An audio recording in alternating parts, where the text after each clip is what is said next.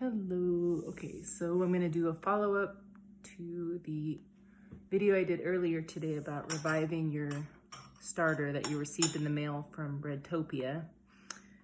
And this has been fermenting for about 8 hours. It's some tiny bubbles, smells fermenting, looks not too remarkable. It's a little smoother than it was earlier. So what we're gonna do is put it in a larger jar.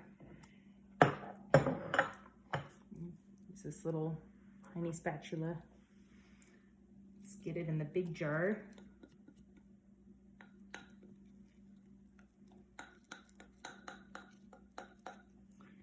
Because we're gonna have it expand even bigger than this, so it needs room. So you don't have a sourdough volcano blob event, which is not fun.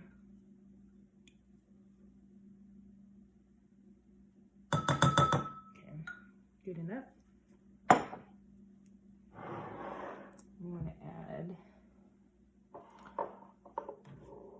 a 1/4 cup of water. So I have my purified drinking water.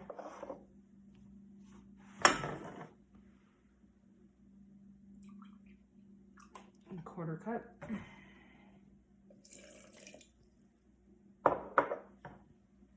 And then 1/3 of a cup of the all-purpose unbleached flour. Here's 1/3.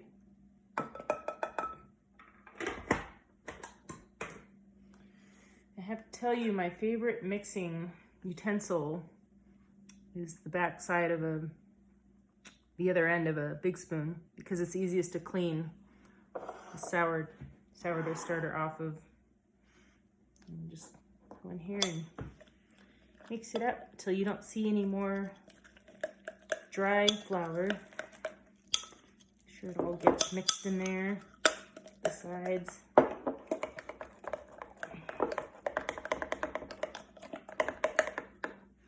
It looks like this.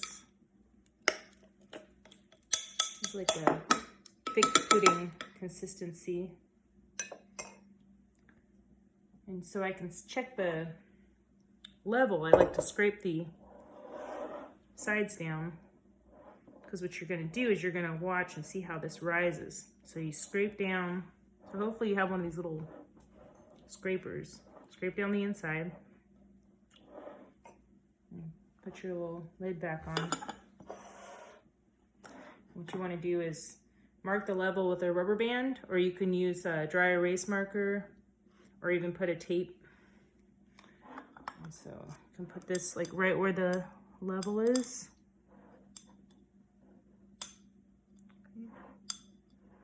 It's right here. Okay. And then I always like to mark the time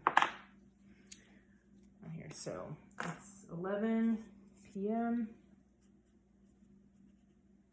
and I plan to get back to this when I wake up around 8 a.m. So I'll just put the times on here so I know where I'm at. There we go. Just like that. So we'll let that do its thing overnight and check it in the morning, and it should have risen up during the night and probably just fell back down, but we'll see where this ends up tomorrow. Okay, see you tomorrow. Good night.